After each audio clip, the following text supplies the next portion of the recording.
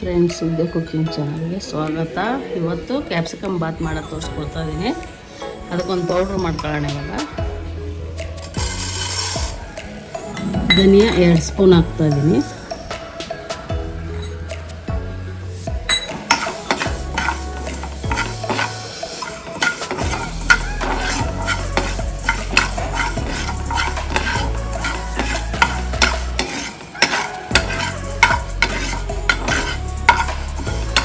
ಕಡಲೆಬೇಳೆ 4 ಸ್ಪೂನ್ ಹಾಕ್ಕೊಳ್ತಾ ಇದ್ದೀನಿ.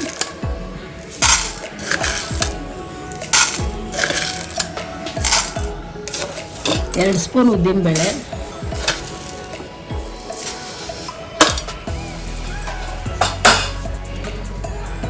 1 ಸ್ಪೂನ್ ಸ್ವಲ್ಪ ಜೀರಿಗೆ ಹಾಕ್ಕೊತಾ ಇದ್ದೀನಿ. ಇದನ್ನ ಸ್ವಲ್ಪ ಎಲ್ಲ ರೋಸ್ಟ್ ಮಾಡ್ಕೊಳ್ಳೋಣ.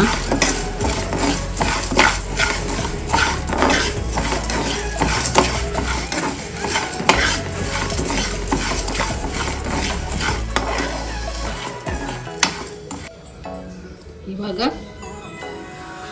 ಒಂದು ಬಟ್ಲಲ್ಲಿ ಕಡಲೆ ಬೀಜ ಹಾಕ್ಕೊತಾ ಇದ್ದೀನಿ.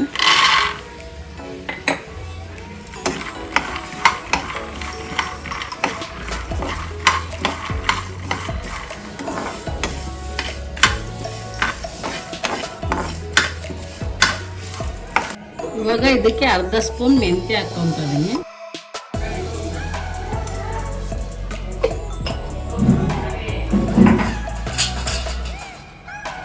ಅರ್ಧ ಸ್ಪೂನ್ ಸಾಸಿವೆ ಹಾಕ್ಕೊಳ್ತಾರೆ. ಚೆನ್ನಾಗಿರುತ್ತೆ ಇದು ಪೌಡ್ರ್ ಮಾಡಿಬಿಟ್ಟು ಮಾಡಿದರೆ.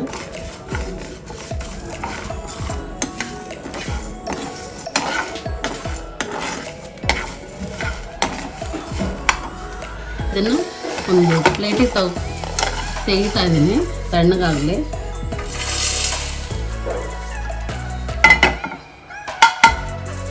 ಇವಾಗ ಇದಕ್ಕೆ 1-2 ಒಣಮೆಣ್ಸಿನ್ಕಾಯಿ ಹುರ್ಕೊತಾ ಇದ್ದೀನಿ.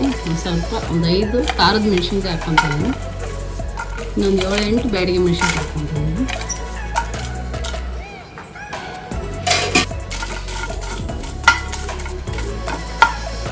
ಇವಾಗ ಇದಕ್ಕೆ ಸ್ವಲ್ಪ ಕರಿಬೇವು ಹಾಕ್ಕೊತಾ ಇದ್ದೀನಿ.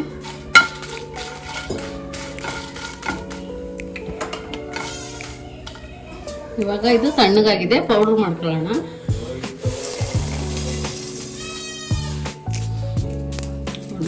ಕೈನ ಜೊತೆಗೆ ಹಾಕೊಂಡು ಪೌಡ್ರ್ ಮಾಡ್ಕೊತೀನಿ.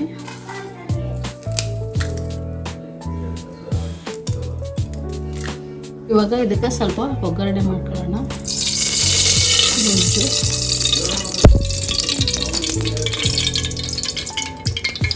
ಇವಾಗ ಇದಕ್ಕೆ ಸ್ವಲ್ಪ ಸಾಸಿವೆ, 2 ಒಣಮೆಣಸಿನ್ಕಾಯಿ,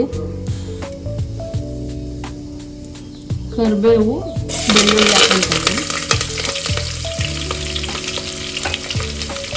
ಸ್ವಲ್ಪ ಗೋಡಂಬಿ ಹಾಕ್ತಾಯಿದ್ದೀನಿ.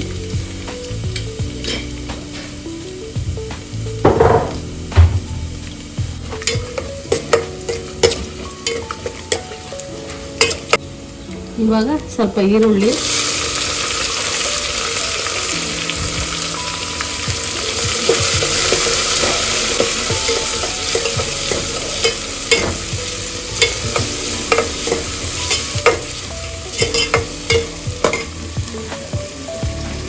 ಇವಾಗ ಸ್ವಲ್ಪ ಕ್ಯಾಪ್ಸಿಕಮ್ ಹಾಕೊಳ್ಳೋಣ.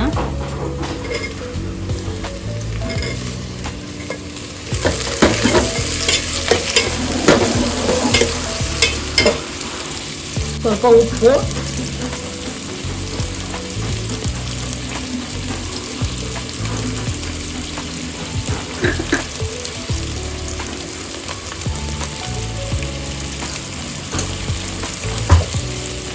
ಇವಾಗ ಸ್ವಲ್ಪ ಟೊಮೊಟೊ ಹಾಕೋಣ.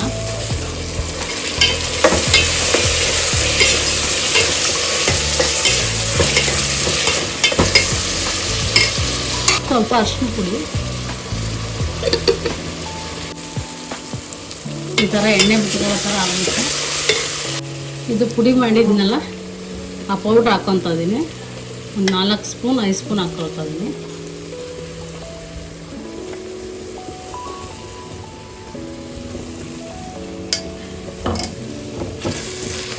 ಇದು ಪೌಡ್ರ್ ಮಾಡಿ ಹಾಕೋದ್ರಿಂದ ತುಂಬ ರುಚಿ ಬರುತ್ತದೆ ಕ್ಯಾಪ್ಸಿಕಮ್ ಬಾತು.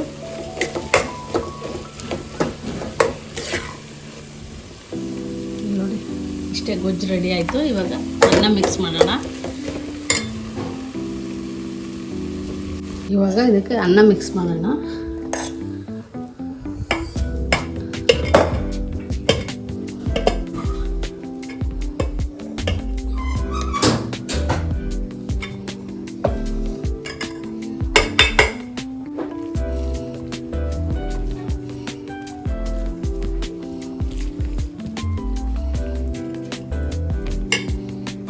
ಇಲ್ಲಿ ನೋಡಿ ಕ್ಯಾಪ್ಸಿಕಮ್ ಬಾತ್ ರೆಡಿ ಆಯಿತು. ಇವಾಗ ಸ್ವಲ್ಪ ಕೊತ್ತಂಬರಿ ಸೊಪ್ಪು ಹಾಕೋಣ ಲಾಸ್ಟಲ್ಲಿ.